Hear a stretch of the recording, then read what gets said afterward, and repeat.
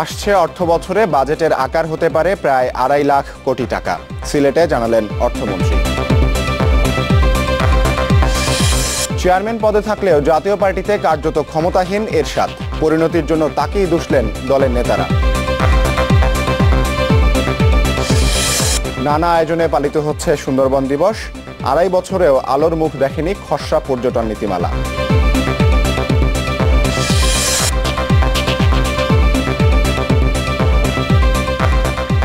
শুভেচ্ছা, আমন্ত্রণ নিউজ 24-এ। আপনাদের সাথে আছি আমি মাহবুবুল হক উসমানী।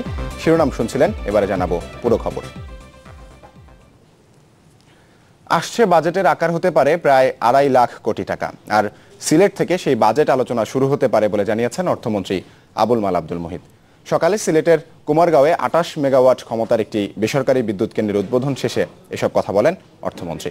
বর্তমান সরকার 5 বছরের জন্যই ক্ষমতায় এসেছে মন্তব্য করে তিনি আরও বলেন, বৈধ সরকারকে নিয়ে দেশি বিদেশি নানা ষড়যন্ত্রে লিপ্ত বিএনপি সরকারকে চাপ দিয়ে আমেরিকা এবং যুক্তরাজ্যের মতো দেশগুলো ভুল করছে বলেও মন্তব্য করেন আবুল মাল আব্দুল মুহিত।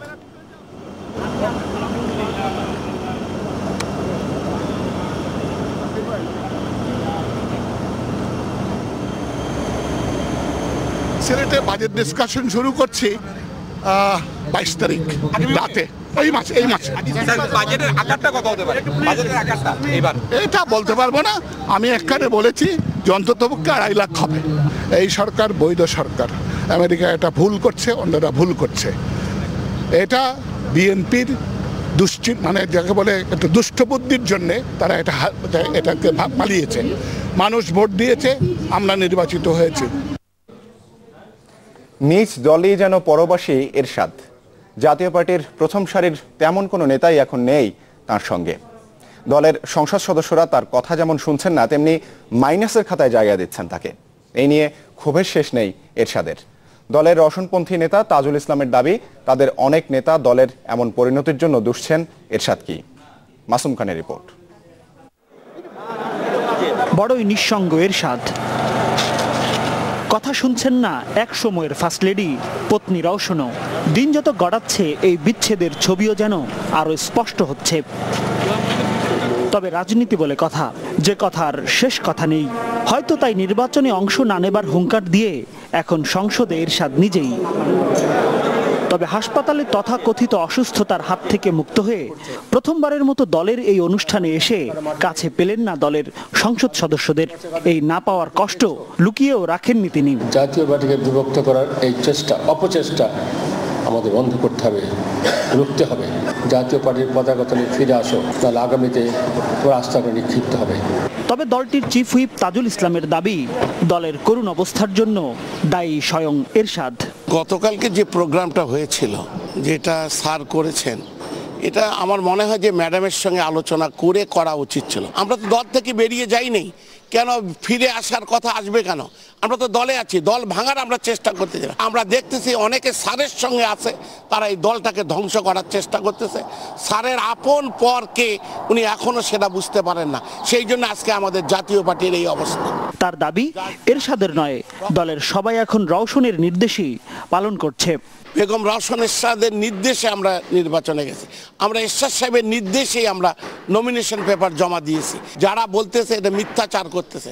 জাতীয় পার্টি একটি এমপিও জাতীয় পার্টি ভাঙতে চায় না, যেহেতু সকলে ম্যাডামকে শ্রদ্ধা করে, ম্যাডামের জন্য সকলে আজ এই পজিশনে এসছে, কিন্তু ম্যাডামের নির্দেশ মানবে। এত কিছুর পরও দলে বিভেদ নেই এমন দাবি করে তাজুল ইসলাম বললেন, সময়ের উত্তর মিলবে সময়ে। জাতীয় পার্টি তুমি কার, রওশনের না এরশাদের? এবং জাতীয় পার্টি এক এবং অভিন্ন। মাসুম খান, চ্যানেল 24, ঢাকা। মধ্যবর্তী নির্বাচনের চিন্তা ঝেড়ে ফেলে বিএনপিকে সাংগঠনিকভাবে আরো গুছিয়ে ওঠার পরামর্শ দিয়েছেন খাদ্যমন্ত্রী অ্যাডভোকেট কামরুল ইসলাম।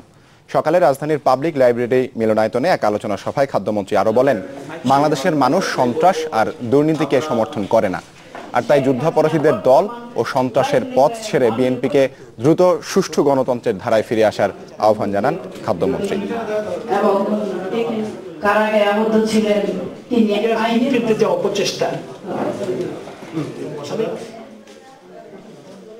আলাপ আলোচনার যদি কোনো রকম চিন্তা ভাবনা থাকে, সেই বিষয়ে আপনারা প্রস্তুতি গ্রহণ করুন এখন থেকেই, যে আগামী নির্বাচন যথাসময়ে অনুষ্ঠিত হবে, সংবিধান সম্মতভাবেই যথাসময়ে নির্বাচন অনুষ্ঠিত হবে এবং সেই নির্বাচনে যদি অংশগ্রহণ করার ইচ্ছে আপনাদের থাকে এখন থেকে তার জন্য প্রস্তুতি গ্রহণ করুন, দলকে সাজান। এবারে সুন্দরবন প্রসঙ্গ। সুন্দরবন দিবস আজ। এই উপলক্ষে খুলনা সহ আশেপাশের জেলায় চলছে সভা সমাবেশ, সাংস্কৃতিক অনুষ্ঠান সহ নানা আয়োজন। বিশ্ব ভালোবাসা দিবসে সুন্দরবনকে ভালোবাসুন এই স্লোগানে আয়োজন করা হয়েছে সুন্দরবন উৎসব।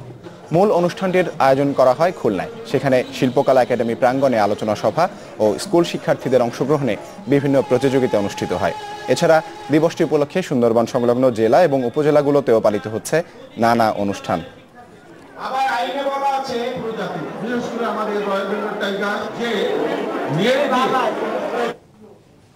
এদিকে সুন্দরবনের জীববৈচিত্র্য রক্ষায় অবিলম্বে রামপাল তাপ বিদ্যুৎ প্রকল্প বাতিল সহ নানা দাবিতে মানববন্ধন করেছে সেভ দ্য সুন্দরবন ফাউন্ডেশন সহ বিভিন্ন সংগঠন। সকাল 10টায় জাতীয় প্রেস ক্লাবে এক কর্মসূচিতে তারা বলেন, বিশ্বের অদ্বিতীয় এই ম্যানগ্রোভ বনটি বিশ্ব ঐতিহ্য এবং রাষ্ট্রীয় গৌরব বহন করে, আর তাই একে বাঁচাতে এগিয়ে আসতে হবে সবাইকে। এ সময় তারা সুন্দরবনের আশেপাশের বিভিন্ন স্থাপনা উচ্ছেদ সহ 8টি দাবি তুলে ধরেন। মানববন্ধন শেষে একটি র্যালি বের করা হয় এবং সেখানে সংক্ষিপ্ত বক্তব্য বিভাগে এসেছেন, তারা গুরুত্বপূর্ণ আলোচনা করবেন।